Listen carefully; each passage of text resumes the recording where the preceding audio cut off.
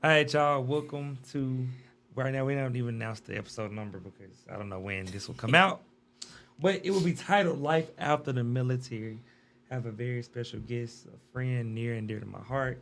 We had the same recruiter Yep. joining the Bruno. military. Then we both got promoted at the same time, which is crazy. And we were stationed in the same place and got out of the same place. Yeah. So yeah, this is a very this episode. First disclaimer: this episode is very transparent from my life.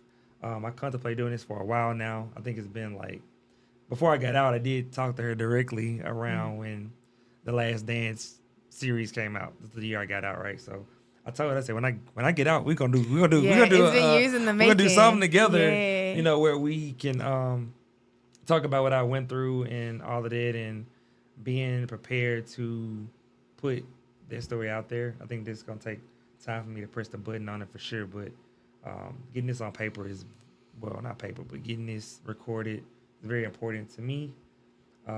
And I will let her introduce herself Oh my as. goodness. Hey y'all, so I'm Jessica. Oh my goodness. Like I said, we came out the same recruiter here in Memphis. Yeah. I was born in Louisiana, raised in Arkansas, so Arkansas is technically home for me. Joined the Air Force right out of high school, graduated in May, left in August. I did that for 9.5 years, medically retired out. Yeah. After that, dang, what did I do? I took a 6-month break, worked for the VA for like 6 weeks. Then I worked for the Navy for like a year and a half. Then I went to go work at NATO in Belgium. So that was pretty cool. Then I came home last summer. And I'm doing a few different things on the side, but I'm still in my same career field, contracting.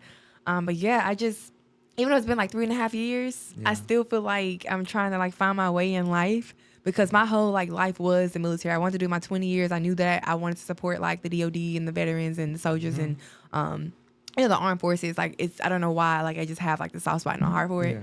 Yeah. But that's me. But I love to travel. I love music festivals. I love I love all of that stuff, and I love being outdoors. So yeah, that's just me. I feel like the military introduced me to a lot of different like things that I didn't know that I liked. Kayaking, hiking, all of that stuff, skiing, Lake Tahoe, all of that. So yeah, that's just me in a nutshell, y'all. See, right there, prime example. So we just going. I got a couple questions for you. I think this is like one of the typical questions they ask you when you first join the military. When you Okay. first get in, first duty station, they say, "Why did you join?" Okay, so a few different things, right? So my stepmom, she has a niece. Shout out to Phyllis. Her and her husband did, I think, 20+ years, and Oh so I remember they yeah. came and visited us like one time. And if I could recall correctly, we ain't pay for nothing. And I'm like, man, like they came and visited us, and they, living like this. Yeah. And I was like, okay. And she told me a little bit about it. And her sister Camille also, and they're actually here in town. She was in the Air Force too. And the Okay. traveling, Oh meeting yeah. different people. On top of that, though. Some of y'all may remember like the crash of 0809. Oh yeah. My family never really like recovered fully from that. Oh man. And so when it came time for school, because I graduated in 2011, even though I had scholarships, I was like, okay, how am I pay for gas? How am I pay for clothes, cell phone? And I didn't want to be a burden to my dad because he still had 2 more kids after me to figure out what to do with. And so True. I remember one day I went downstairs and I was like, okay, hey, can you take me to the recruiter because I'm going to join Yeah. the military? He was like, what? And I kid y'all not, the school was calling my dad like, you going to let her go? Because I was valedictorian. I had all these scholarships. Oh Yeah. man. And they were like, you going to let her do this? And I can't remember what my dad said, but I remember I did the heptathlon for state and I was supposed to be at graduation practice. And I think they had threatened to not let me walk.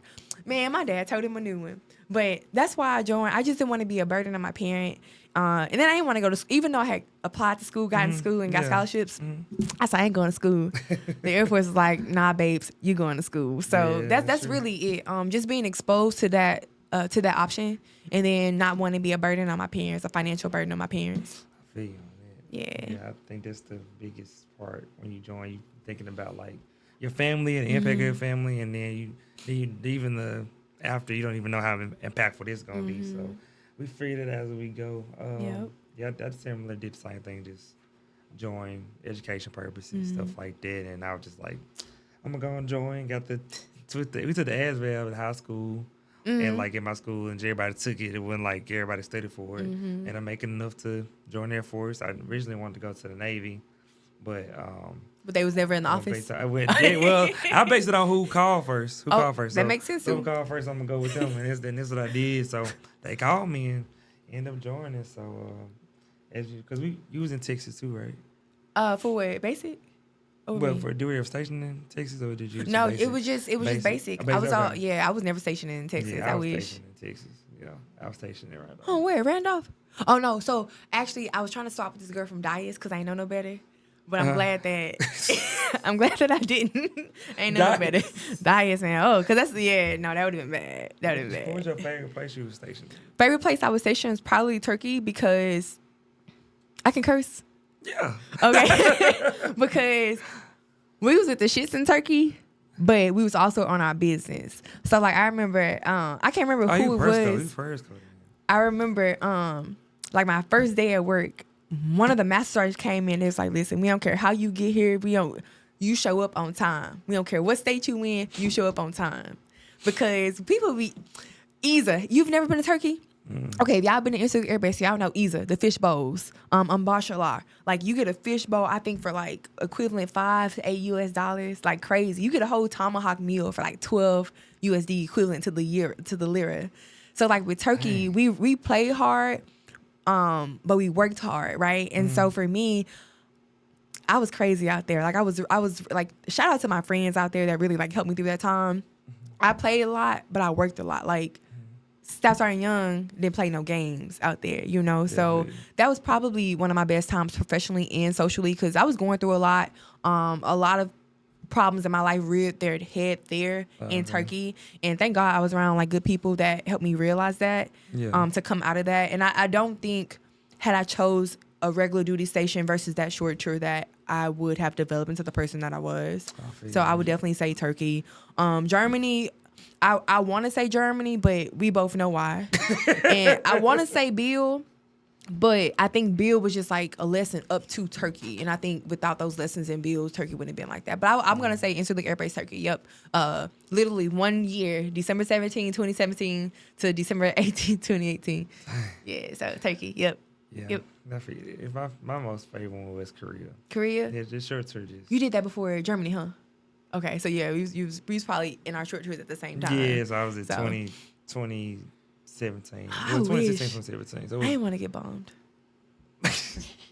I heard TDY for Korea, temporarily divorced for a year. I mean,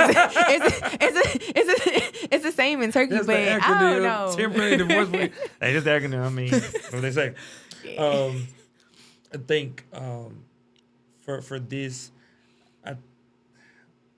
I'm just gonna go there. So we got the introduction out the way, y'all. Yeah. So for what we've experienced and what we've seen, these are all based on our experiences first and foremost. So the stuff that is about to be talked about is going to be very, very triggering for some, because people watching this probably have went through what we are about to talk about, but it comes down to one word that is very, very, I guess is right now is open for whatever opinion you view it as, but it's not being utilized correctly or viewed correctly. I think that people have their own perspective of it. And the word is leadership. That's the word. The word is leadership. I'm not going to go into questions here, but I'm going to just elaborate on this. So I think a lot of people in the military believe that they have a position in their organization that means that they're a leader. That's not necessarily true. It's a book John C. Maxwell actually made, and it's quoted. It says, it doesn't matter your rank or position in the organization. The motivation can come from the person that makes the least amount of money, or the inspiration could come from that. And I believe the misperception is that we also, as people that aren't in those ranks, believe that these people of these different ranks, which is E7 through E9, they are the example for how an enlisted person experiences the military and or conducts themselves in the military. So the same goes as well for the officer tiers, the leadership tiers of the military. And we ask sometimes why things are the way they are. And that question can be spewed around with a lot of different reasons why. But it comes down to that one word, leadership, and the second word is discipline.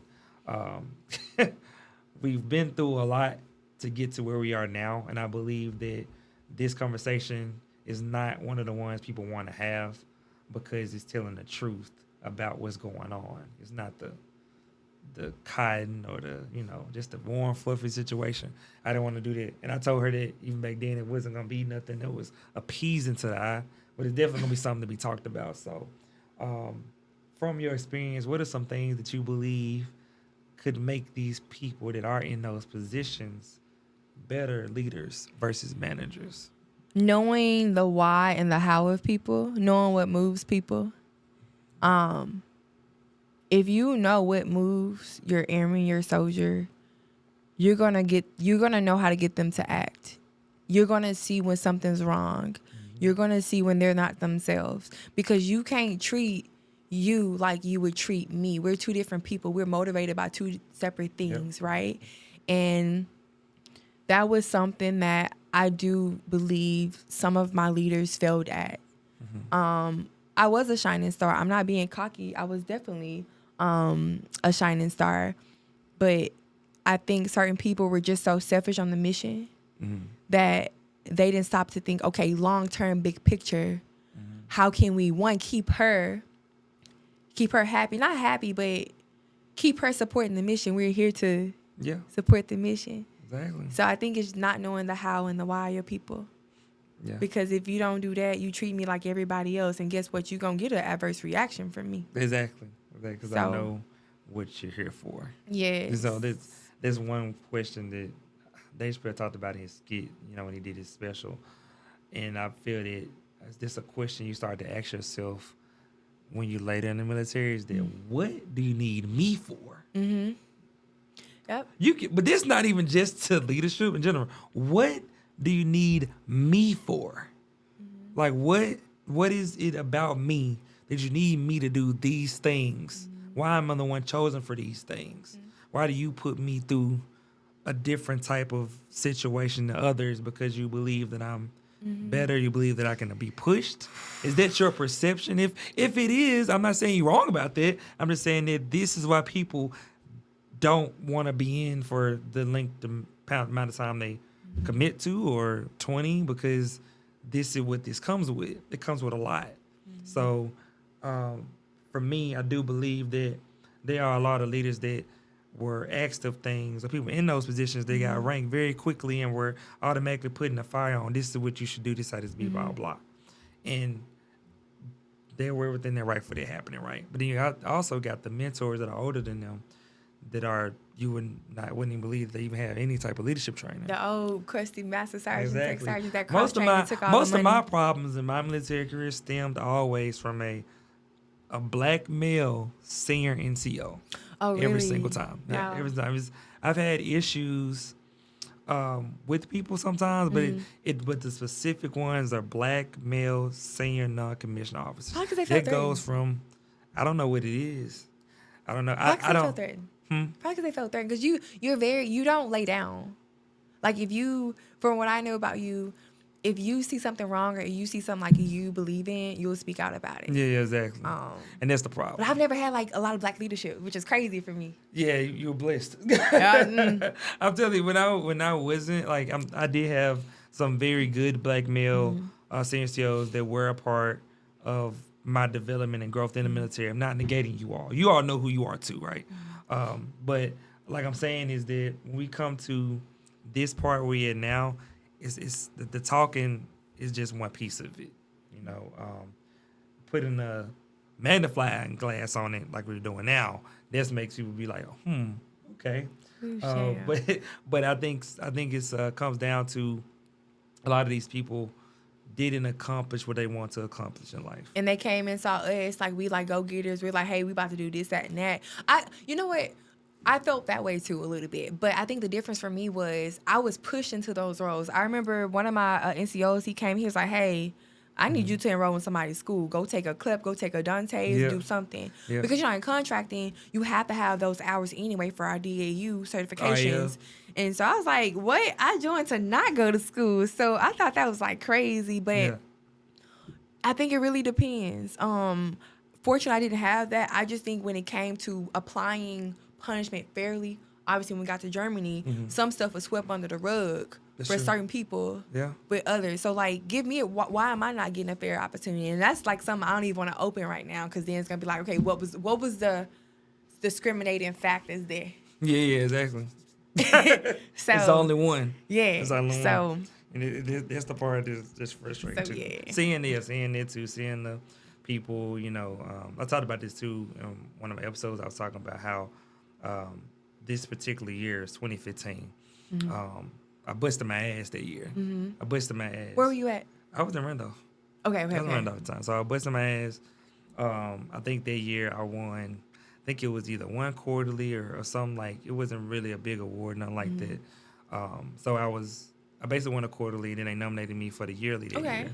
So I called family, hey, I'm up for Airman of the Year, you know what I'm saying? Like, it's my opportunity, So my dad came out and stuff like that. And I was so hyped about this. I was like, bro, I know I got this, bro. Yeah. Like, I heard my dad here, I got people here supporting me. It's only 2 nominees this year. It's only 2. It's me and this other guy. And at this point, I was actually sitting right here, like I'm sitting at a restaurant or whatever. And they was like, stand up, 2 nominees, right? So they called his name, called my name, and they said the winner is. They said his name. I was hurt. Yeah. I was hurt. It hurt me. I was hurt because I don't know who said it. I don't know if Dame said. I don't know who said it. Somebody said you got to work twice as hard as other people. Yeah. And that other people can be anybody, but you have to work twice as hard. And I saw that firsthand, and it hurt because I was like, man, no way, dude, this happened. No way. So the next year, I was on they neck. I was doing, just on it. I was just so mad. I'm like, you can't sit up here and say that I'm not, you know what I'm saying? So the evaluation system changed to the whole promoting out stuff and all that. It might have been your leadership. Leaderships be your ops. They do be the ops. That's what I'm saying. I had to create a fort that wasn't even denied. They had to literally make them say yeah because it's just I was a senior airman. This is my 3rd year. I'm already nominated by these awards. So the only one I didn't get yet was the yearly. It didn't make sense. So then so at that point, kind of like Jay-Z talking about Beyonce, how you've been to this award show so many times you didn't win the main one. Right. So that last year, I'm in Korea. I don't even I'm not at that ceremony. But they announced my name. Okay. And I As the won winner? it. And I won it. And I won it. And After you left? Yeah, I left. My picture was on that wall. It's that whole always year. like that. I noticed, like, especially those, like, annual awards. Yeah, it's always, like, after the person they has late. left. Yeah, because they late and the person left. Like, but yeah, that was a victorious moment. Okay. And they always, at the time, they was calling me, you win everything and stuff like that. I was like, this the thing about perception is Put in the work. I did win a lot of awards there, but I also lost a lot of awards. I lost way more awards than I won. And you put in the work for it, though, because without the package, they're not going to push you to the wing. Exactly. Like, you got to make it to, like, you gotta make it to the one. You have to make it out your squadron. Yeah. You have to make it to your group. Yeah. And then for annual, you have to make it to the wing. Yep. So To and the then two-star depending general on level. yeah, and then like if you were at a MASHCOM or a HQ, Yeah. that's even more. So To get any annual in your career is equal to like getting the NBA MVP. Yeah. If you get there, man. I was More over it power after to a you. while. I was like, I'm not trying to do this dog and pony show. Just let me work, leave me alone, give me Yeah. my leave. Let me Like, apply what? for Let's talk about leave. yeah. Let me apply for special duties and get out my face. Yeah, I feel you about that.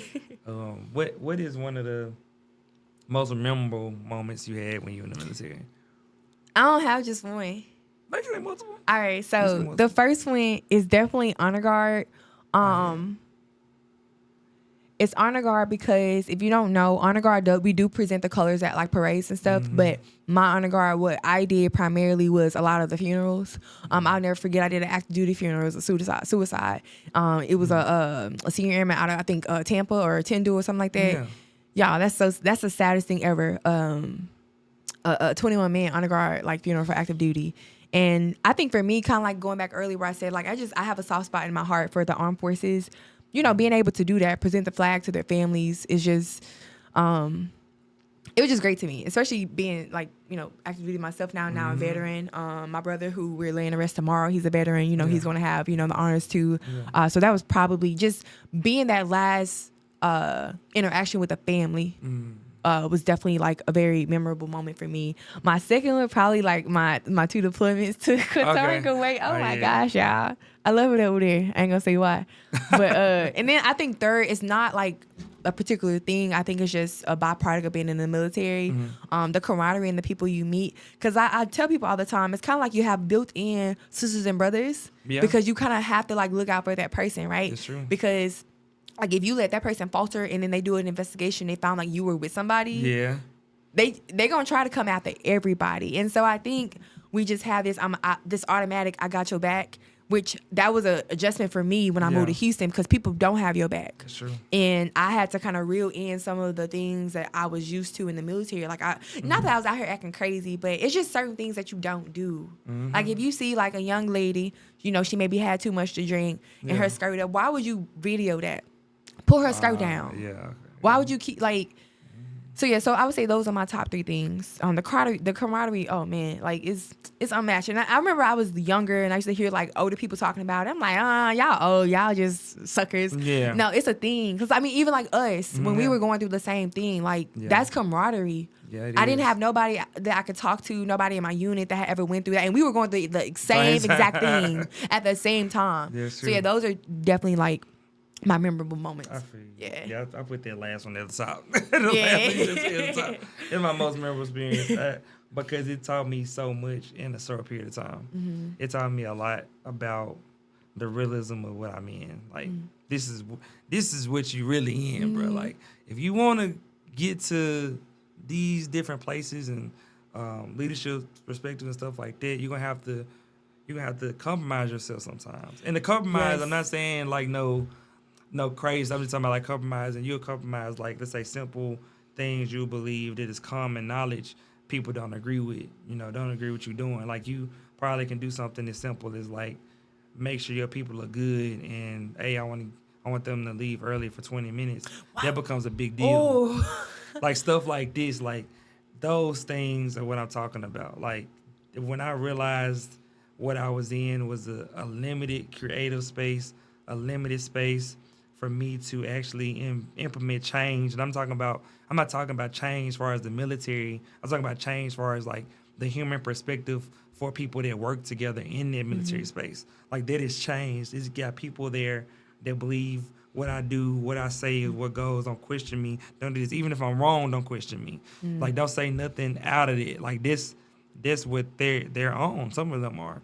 And that's where the change has to begin, is at that level. Because that is the CNCL level and the officer level. Like they are very, very important, because what you all do does affect any organization. Don't think it doesn't. Now, I did say the quote in the beginning, that does apply to you too, but at the same time, you have to utilize it correctly in a positive manner, and this was not happening. Oh, they're soft. They're this. They're that. Yeah, they're not meeting what they want us to.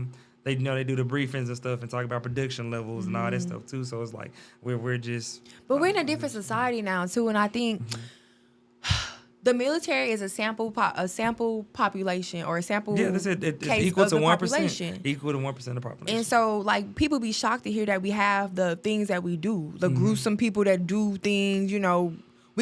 Everything that there is in real life society, we have that in the military. And so, when you think about how young our generation is now, they making bands off TikToks. If they join the military, you have to come at them with something else. Yep. And I think failure to adapt at the higher levels is what's happening. That's just me. Yeah, that's true. That's just me. Failure to adapt. You talk about we failing to adapt, but like locks. October 2018 is when the Air Force allowed locks for black women with natural hair. I have been perming my hair before this, and I thought I was gonna be bald headed forever. Y'all, look at my hair. Look at it. I got shoulder hair now. So like you have to adapt to what your reality is. Cause this used to be a white man's Air Force. Military in general. Yeah. So I think adapting to as society changes is very important, and I think, and we see that in our nation too, though. Failure to adapt. But I'll leave that there, because that can be like a whole conversation. It could be. Yeah.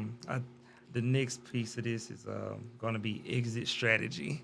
Okay, all so right. so we're gonna talk about getting out, the the process that we went through as far as that and what happened, and being prepared or not prepared, or things that you wish you did prepare before that, because like I said, both our situations were the same. We both wanted to be in for 20 years. I said a prayer. I was like, God, if you want me to be in, you're either gonna give me time enough to be in for 24 years, or you're gonna give me time to just end it at 8. Yeah. Because I was at 8 years and like 9 months, something like Yeah. that. So I did say that prayer. So I left it to him on what that was gonna be, and it ended up being me being done at 8. Do not retain. Exactly. Do not retain, man. Do not retain. Do not retain. Do not retain. And just they're gonna send you that letter on what jobs you want to do, and you tell them no to that, and then it's up to you from there, bro. I mean, that's the last piece of information that the military will provide for you before you exit out, especially if you're trying to get out before 20. But what are some things that you would advise? First and foremost, I want to say this because this is important. When it comes to this exit strategy, this is based on when we got out of 2020. I don't know if the resources are really different now, but I don't know either. Yeah, I don't know I either. don't But really what keep I up. will say is this is based on us getting out in a short notice, which is within 6 months. Oh, yeah. So this is not a situation based on my ETS is in 5 years. It's not this. This is not for that situation. But you still will apply these principles ahead of this. But we just letting you know, like, this is based on you getting out within 4 to 6 months, basically, when you get notified. You got that much time to get out. So what are some things what is some advice you would give people that are thinking about getting out, because it's very important right now? Yeah. So what do you think? I hate to put finances at the forefront of things, but we personally know, like, on a personal level, like, finances can really make or break any transition in life, whether you got laid out from COVID, whether, like, with us, we got short notice, put out, or put whatever. Retirement. Short notice retirement. I don't know if he be telling people he retired, but yeah, I'm retired too. Legit retired. Short notice retired. It was short notice retired. Finances, right? So for me, I was getting out anyway. I was either gonna go AGR or I was gonna go to school from the SOAR program, or it was SL. Anyway, there was like commissioning programs, right? So one thing I wanted to do was clear my debt. I always hear people talking about debt. So I was like, you know what? All right, let me get some money in the bank. I had some savings relevant to what my expenses were at the time for 6 months. Anything over that, I was trying to get to 12 months. And then I had cleared my car loan. That was the only debt that I had, right? So I really looked at, okay, Jessica, if you didn't have a job for 6 months, what would you do? So like I said, I cleared all the debt. I had people that I can stay with, whether it's friends or it was family. So if you're getting out, clear your debt if you can, or have some type of way to sustain yourself, because financial woes impact you emotionally and mentally, and sometimes you cannot think as clearly as you need to be when you're transitioning. So that is a hill that I would die on, your finances. Now, finances are not the end all be all with transitioning out, but they help, right? And if you don't have a general goal, just go to school. If you did not knock out your education while you were in, just do your general education classes. Do some CLEPs, do some DSSTs. You can always reach out to me. I'll help you map those classes to your degree, because that's what I did. I CLEPed now Dante's, so I didn't go into an associate's. I went straight into my bachelor's, and then all the test credit by examinations I did counted towards my bachelor's. Exactly, So I would say your finances, if you don't have a plan, y'all reach out to somebody.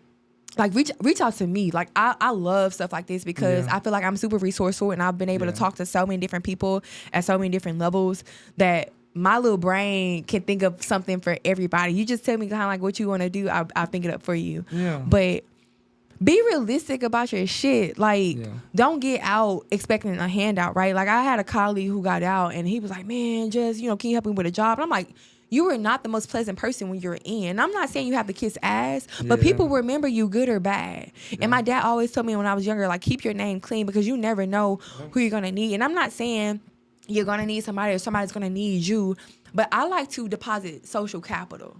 Yeah. Like, I like to deposit, because you never know when you're going to need it back, or you're going to need them to come through for you. Yeah. And I think in the military, a lot of us adapted that we don't need nobody mentality. I need people. Just like I know people need me. Yeah. I did not get to where I am by myself. Yeah. But as far as transitioning, take stock of what you have and what you don't have, and be honest with yourself. If you know you need to extend, stay your funky ass in. I'm for real. Because y'all look at the economy, look at everything going on. Why would you do that to yourself? And I get it, like being in the military is like a mental fuck sometimes. Yeah. But y'all, like not everything is gonna be easy.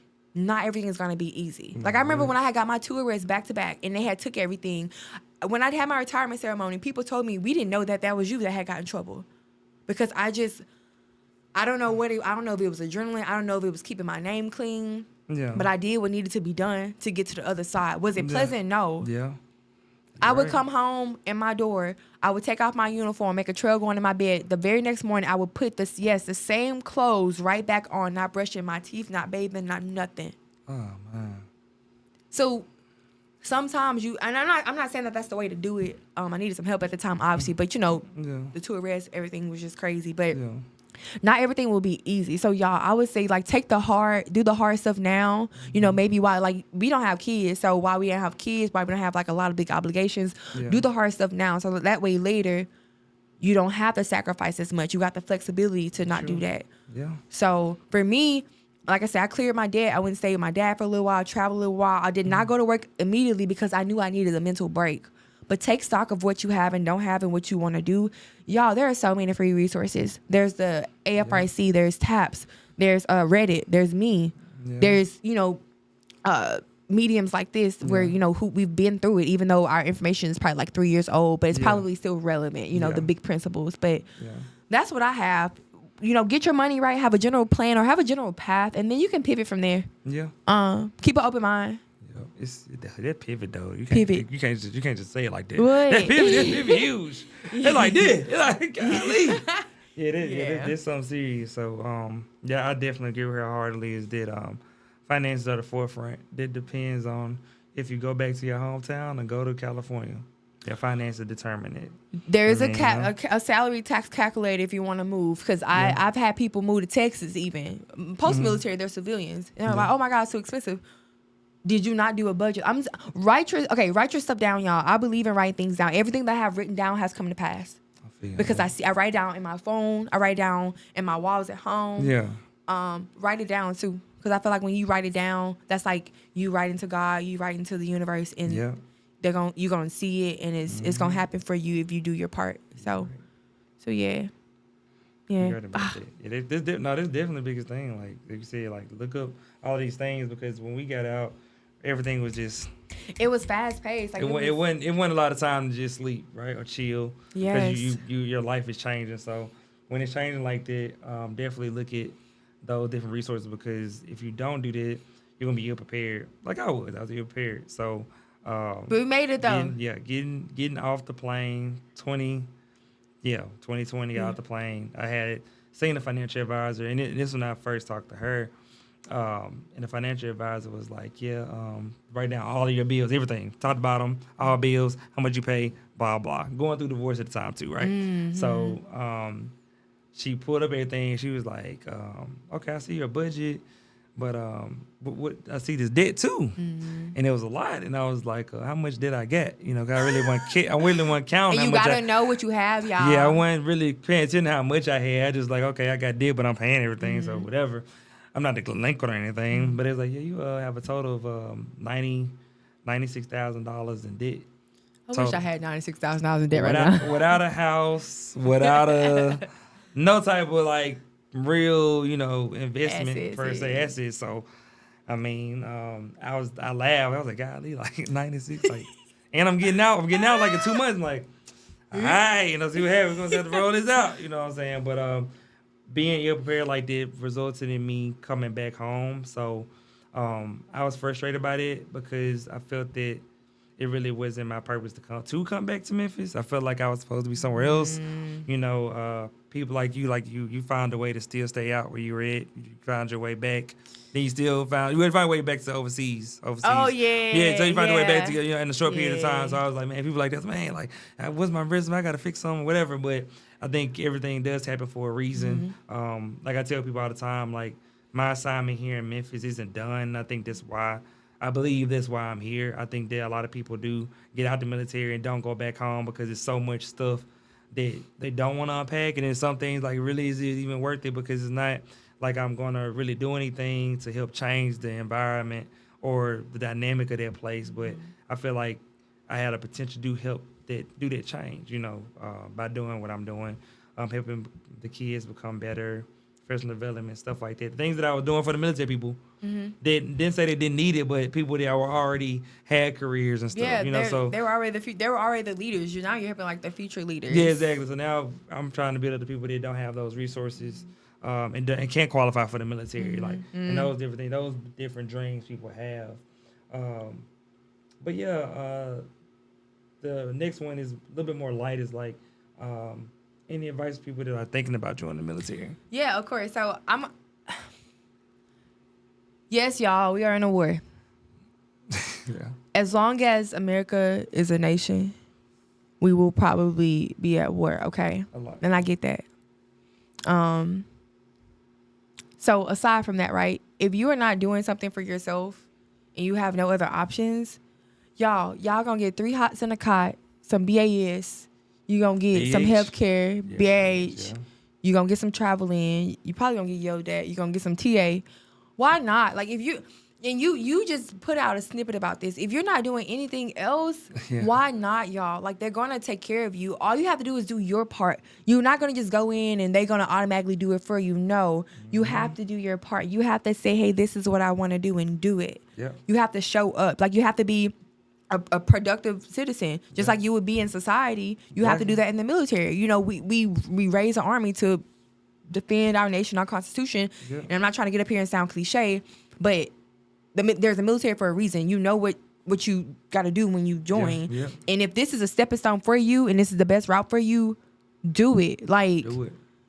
I have friends who still have student loan debt. I wish no one would have that. And I'm not saying going to the military will alleviate that, but for the most part, if you're strategic about it, it will prevent you from having student loan. Yep. If you be an electrician, those are transferable skills. Being a dirt boy, transferable skills. Think about it like this, y'all. Look at Hurricane Helen that just happened. It wiped out a large part of our infrastructure, right? Yeah. So for probably a decade to come, I will say a decade, at least 3-4 years, we're gonna need electricians, we're gonna need surveyors, we're gonna need pavement, we're gonna need all those things. Like these, look at what you would want to do when you're your first name. Like I was Sergeant Young, but I knew eventually I'm gonna be Jessica. You're gonna be Jessica in Princeton, for longer than your ranking, your last name. Think about what you want to do outside of that and use the military as a stepping stone. You do not have to like it, but if you have nothing better to do, use it as a stepping stone. Yeah. Did I like all of my 9 years, 6 months, and how many every days? No, but for the most part, I did. But it was a great. I don't even call it a sacrifice, but those are great deposits, or those are great. What's it called when you sow seeds, reap the benefits? The benefits are really great. Yeah. So if y'all are on the fence, hit me up, parents. If you're watching this, call me. The Air Force is not for everybody, just like the Army is not for everybody. So if you know your child's only scoring a 21 and is a felon, send them to the Army. Okay. If you have a bright child, bring them on to the Air Force. No, I'm I'm sorry. I'm sorry. No, yeah, but you know what I'm saying? Like it's, your talented children and stuff like that. Yeah. Like I said, when I go back to talking about creativity, bring it to us. It's limited in the Army. It's a little bit more in the Air Force, but yeah, we got band, y'all. We have, we need medical professionals. You got to pass the test and stuff, but they'll send you to school. If you don't have anything else to do and you just curious, go ahead and join. Do 4 years, do 6 years, whatever. Yeah. I did 9.5 years on one contract. Yeah. But yes, there is the only people that I would say don't join the Air Force too are people who I know are going to be top level scientists, researchers, and things. And even then, we need those people in. Yep. Then you can get out and go about your business. But y'all, if you were not born with a trust fund or a lot of money to make it, especially in this economy, do it, y'all. Just do it. And if you don't like it, get out. Yep. Yeah, but then it's you got to understand you're making a big decision for yourself that's going to change your life. Like, I know that we both can say, the 18-year-old me, I thank him. It changed my life. Yeah, I thank him. I thank him. The reason why I thank my 18-year-old self is because I don't think that the 18-year-old me was really thinking in a logical sense.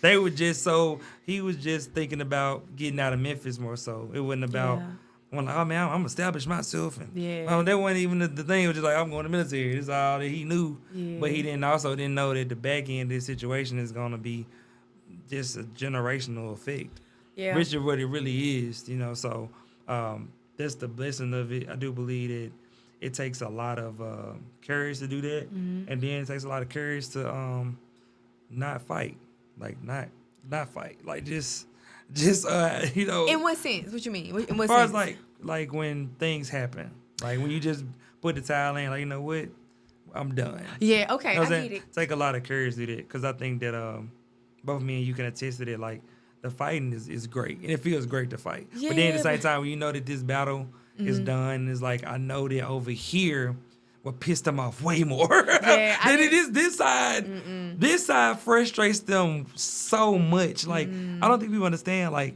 for me to be where I'm at on this podcast now, like interviewing with her 4 years after me getting out, like that is a testimony in itself, because if you talk to any of these people in 2019 or 2020, that would be like, oh man, that man, he They thought you was gonna be in the street. They wilding. Yeah, they wilding. Wilding, right? So I do all that to say, because people, especially as black men, man, you can't go full Kanye. You just can't. And Sorry. I hated that for you, because Yeah.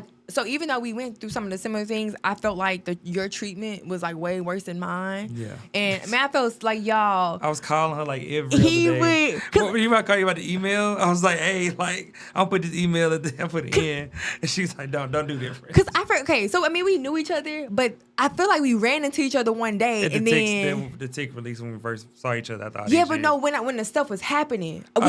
I don't know if it was at the chapel. No, I think I came by the chapel. Yeah, they were Because I was working like, why was you at the chapel? And I think we was in there keying about everything that was. Because I mean, we took it seriously, but I Yeah. think it was like, what are the odds that we're both like going through something similar at the same Yeah, time? exactly. And I was like, man, they gonna put this man in the psych ward. But Yeah, it's crazy because the funny part is that when everything was going on, like people were really alienating me. And it was funny because I thought I was a person that needed help. I just told y'all I wanted to get away from responsibility because y'all putting a lot on me. Y'all just elected me to, 5-6 president that year. You was there, Oh, so man. they elected me there and put me in position as a leader. You know what I'm saying? And pulled the rug. not just in community, but also at work. So all these things happening at once, it becomes a lot and becomes an overload.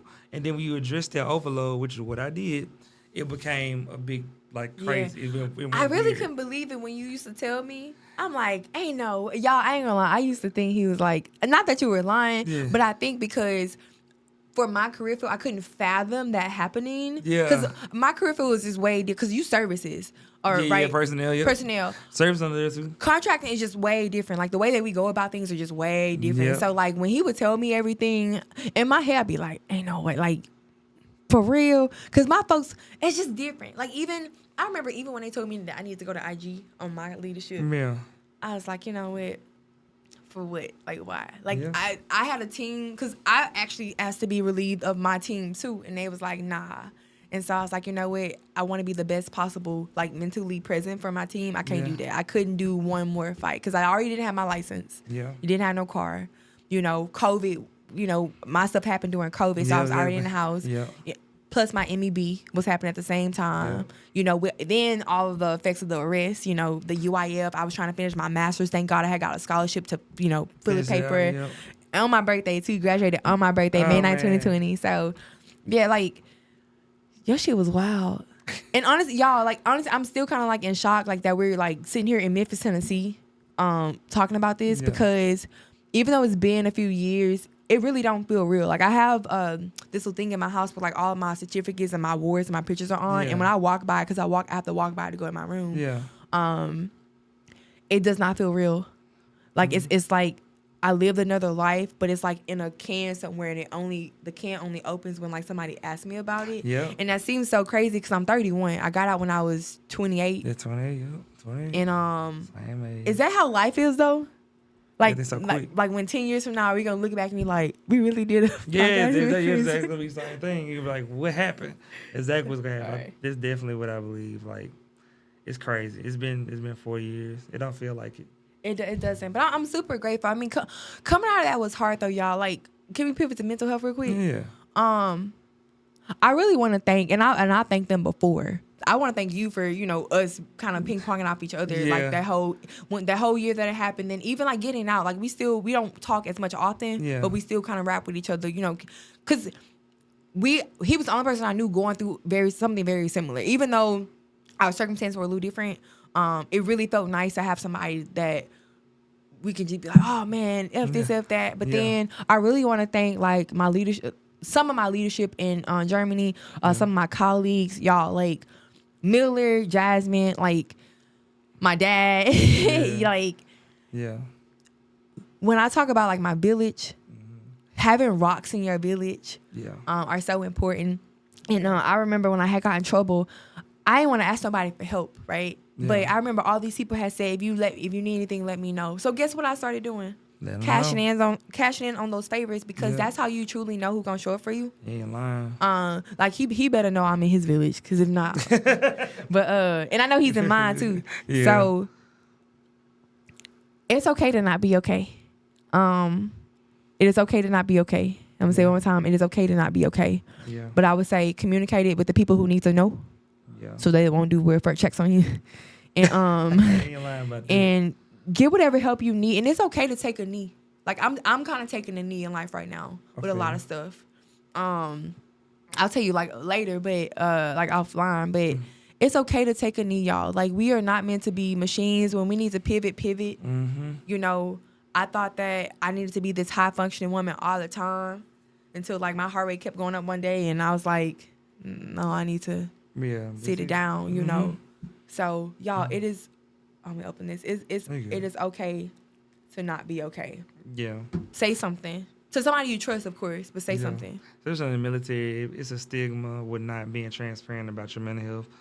It's glorified to be the person that's multitasking and doing everything. It's glorified to have ineffective leadership where you have 500 or 600 people under you, when you can have literally, you only can properly manage maybe 5, but yet you got 40 or 50 people under you, which is, here nor there. Manpower changes, of course, but the biggest thing is you have to take care of you, because when you get out, it's dead. Like nobody's really looking out for you anymore. The people that were, the people that were on your coattail when you were in, you know who that is. These people are people that either was following your career or trying to align with your career. And they saw things you did, they saw things that you succeeded in, and they probably aligned with it, or they tried to do it on another scale to try to make themselves be more valued in a certain organization. And that's the biggest part, is when you realize that those instances were literally for those moments. Those assignments was those assignments. After you leave, you get out, they don't care no more. A blip like on that. the radar. I remember my Yeah. first sergeant told me that when after my second arrest. Uh-huh. I wanted to just headbang her. Sorry, I'm not a Hey, violent what person. mine say? Get your application ready for Nike. Oh, Remember that? I remember that. Get your application ready for Nike.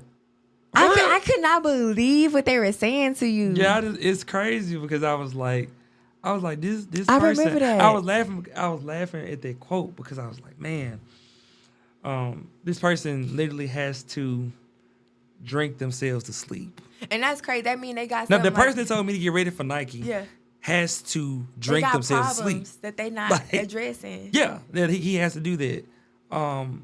And the Christian in me felt sorry for him, because you can't even fight for what's right.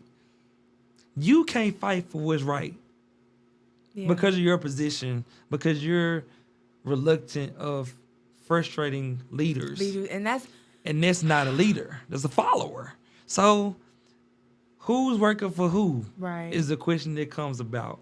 And then even after that, I'm letting it out, because I think that it's been held in so long. There's a lot of NCOs too that seen my journey, that were there for me, and you all know who you are. And I'm not talking about you all. I'm talking about the people that literally was a contribution to alienation, treating me as if I'm less than a person, and literally not giving giving a flying fadoodle about me. And I wholeheartedly believe that to this day, because it's a difference from having somebody stranded with some food and water versus leaving them stranded in the desert with the sun with nothing. There's two different feelings in life. Yeah. And I felt like the latter. I felt like I had no water, I had no food. They didn't a lifeline. I had people around me like you, other people I talked to as well, but I also believe that all of that happened for a reason because it made me the man I am today. Like way more resilient. Like I see everything for what it is. Like it's like teaching Neo the Matrix. Like now I see through all of it. I see all of the green everywhere. I see everything through whatever's going on. And I make sure that this time, whatever does happen and stuff like that, it's addressed properly and clearly and not no type of miscommunication. And no, it's like directly you need to know exactly what the purpose is or really what the problem is and the purpose of what you're doing. Because most of these senior leaders of leadership in general don't understand or believe in transformational leadership. They don't. You know, and old school. Yeah, y'all old school, and it's fine if you're old school. Get out, That's it. You'll make it better. You'll make it better if you get out. I don't know why. No, they won't. Why you make it better? If you get out? They scared of the weird. Okay. Oh, I don't know if I ever told you this, but they put me in task with the senior COs. For real? Okay. Yeah. I remember I went. You know, you gotta like sign up. Well, I think you gotta do like a portion online, but I went. Yeah, you go to those. This was like one of the first classes like during COVID. Yeah. And I remember the lady was like, "Well, I don't have anything for you." I'm like, "What you mean?" Yeah. And she was like, "You brought everything to me," like, and I'm like, and I'm in my mind like, all right, whatever. You sign my paper, sign my final sheet, and then she was like, "Okay, we gonna put you with," and I feel like there may have been a CG or two in there, but she put me there with the senior COs, and I would never forget this. Yeah. I don't remember his name, but he was a senior. He's sitting on my left, and the lady's talking, and I'm like saying all these things. She's like, "Oh, I ain't know that." And so they looking at me like, and so they see the rank, because, you know, we had OCPs, and they look, and they like, "Oh, because I'm, you know, I was a staff." Yeah. And so he was like, "Can I talk to you after this? Can I get your email?" Because he was so lost, and you can tell he's probably like late 40s. You can tell he was over 20 years in. And man, like that's crazy. They don't know. And I think at that time when they came in, so like we came in with 2010, 2011, they probably came in like 98, 90, something like that. And so the world was very different then. It's kind of like when somebody gets out of prison for so long, and I hate to akin it to that, but it is an institution. Yeah, it's an institution. Like you in it for so long, and it's such a crush to you. Like, you know what you got to do, you know where you got to be, you know everything's set for you. Versus when you get out, you on your own, baby. You on your own. So I do akin to that because I know people who have been in for the military in like prison for a really long time, and they do have a hard time adjusting if they don't do the proper research, and the updated research. That's a big thing too. You can learn all this stuff while you in, but if you're not looking at what is relevant and current on the outside, you're gonna be lost. Yeah, exactly. And I think that's really what it is. And I think not necessarily my career field, but I've seen it just from, you know, talking to you, talking to people in other career fields like maintenance, security forces, and things like that. I think they are jealous of our generation because we're bold. We're bold, and we speak up about the things that we don't like, the treatment that we don't like. They think it's disrespectful. It's not disrespectful. It's just that we're not going to deal with that. We found a more efficient way to do things and to live our lives too. Like for me, I'm not trying to work until I'm 65, 70. I'm actually trying to retire by my regular retirement age. I don't know how I'm going to do that, but that's my goal, and I'm trying to work towards it. Yeah. Because like I just, you know, lost like a brother, you know, and I can imagine like losing other family members, and it's only going to get more common as we get older. Yeah. So I can't imagine like not being able to show up for family, not being able to take off a day because I want to. Exactly. Now, do I have to work? Yes, absolutely. Yeah. Because I'm not a millionaire. I'm not where I want to be yet. Yeah. But this new generation, we up here shaking stuff up, and I just think the elders are having a hard time with that. They are. And I think that's why a lot of us in our age bracket were treated the way that we were treated coming up behind a lot of the old crusty senior COs. And I'm playing when I say crusty, but I've had amazing senior COs. So y'all, if y'all watch this, I love y'all. Bill Air Force Base, Insulik, Ramstein, Kuwait, Qatar, all my CGOs. I love y'all. Thank y'all so much. I would not be the person I am without people at all of my bases. Like, I kid you not. Yeah. All of my commanders, I love y'all. Thank y'all so much. Yeah. my cousin Phyllis, Camille, my parents. Yeah. Honestly, if my dad had not married my stepmom, I wouldn't have even been introduced to the military. So Oh, I thank man. all of them. Like Full a circle. lot of people had a lot of different parts in my life. So Yeah. that's my little take on the societal changes and generational changes in the military, and why I think we probably had some of the time that we had. Yeah, I definitely agree with that. Yeah, Yeah. I thank the good leaders too as well. Yeah. But the ones that need guidance and stuff, I hope you all receive it and get it or understand it. The practices or the beliefs that you do have may work for another organization that may not help me, but it may help other people. Like for instance, maybe high school where no guidance is there and you can implement stuff because they don't have any type of structure. But when you already have structure and you go outside of the structure, that's when the problems arise. Yeah. So I do commend everyone that does do right. Like when I got out, I literally had to ask myself and say, hey, it's somebody else that's gonna care for the people. That's gonna care for the airmen and stuff like that. Like I had a real let my people go era, really what it was. Like I was letting them know, like, hey, you can't keep doing people like this. It's gonna get worse. And literally, I left in May, and I'm on like seeing the news, everything happened with George for all this. So like, it's a lot of uproar going on. It's a lot of tension in Germany at the time. I was tension everywhere. So I didn't mean to be the person to like not implement it, but like speak there. But it ended up happening, and I had to see that. And I watched it. But you know what? I feel like there is a very fine line between speaking something up and seeing the signs of something. Yeah. Because when you're 32, 31. So we're the same age. When you've done something long enough, even at our younger ages, you can see the signs of something. You can, like, the history always repeats itself, right? So, if you pay attention long enough, you can see the formation of different, just like we know a storm coming. The clouds are a dead giveaway. There's no different than, peeping out when maybe an organizational problem is going to come, or if you see personnel that may be needing to work together, but you already know it's not going to work. There's nothing different. Like if it's bound to happen with the circumstances, that to me that's different than speaking it up. You're right. I definitely agree. If you give energy to it, then that's different. If you don't try to stop it, that's different. I don't know, but I just wanted to put that out there. Some stuff is bound to happen if you already know the mix ain't right. Yep. That's like putting vinegar and baking soda. You know it's going to erupt. Exactly. You know it is. You got to be ahead of it. And be ahead of the situation. And I think this is where a lot of the leaders lack. They more reactive than proactive. And that's so unfortunate. But now that I'm out, and as a former child, I can see why some of our leaders were stressed, because a lot of them had dependopotamus or dependents, where they were stressed and they were bringing it and taking it out on us, And I'm unmarried. I don't have kids, so I can imagine, like, with the stresses of me, somebody having a family, then got to come to work and deal with knuckleheads and deal with leadership that I don't like. So I can, looking back now, I'm not mad at nobody, because everybody trying to deal through life with no manual. Everybody trying to deal through life the best that they see fit. And I'm sure, and hopefully they learn from that, now wherever they're in life and where I'm at in life. But I think I give a little more grace to people now. Like even my dad, I called my dad a few months ago and I said, Dad, I can't see how you like work all day, deal with your coworkers or whatever, miss loads, late loads. And then you got to come home, you got to be a husband, you got to be a father. Then you got to discipline us because we ain't do what you said to do. There's a lot going on. And so I had to really think about that, and I had to think about our coworkers, our leaderships who are dealing with marital problems, kid problems, infertility problems, alcoholism, like dealing with real problems and still having to show up the best that they can.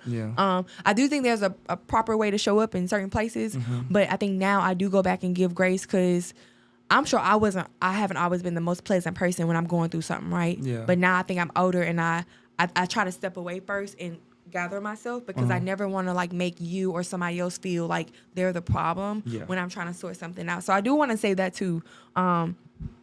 Life's, and we can't like dictate how people like react to stuff. And I think that's why I'm a little more kinder now, because God has given me so much grace. My father has given me so much grace, my family, and I think I have to give that, because it's been given to me. So I definitely wanted to say that. Because who I am, like 3 years ago when I got out, not the same now. Who I was 3 months ago is not who I'm now. It's so crazy. Like because I've gotten closer to God too. So I think I'm more understanding, more graceful now. I'm not salty about anything that happened. Cause like you said earlier when we first started, everything happened for a reason. Yeah. I can't even like my life now is definitely better than I imagined. And seeing like you now, like, you know, from us talking and everything, I can't wait to see like what you continue to do. Like I really can't. Just keep pushing through. Find you somebody. If you need to latch on to somebody, you know, do that. Yeah. Because in a relationship, it's not going to always be 50-50. It's going to be 0-100. It's going to be 100-0, 20-80, 80-20, you know. Yeah. Like, find who's in your village and latch on to them. Yeah.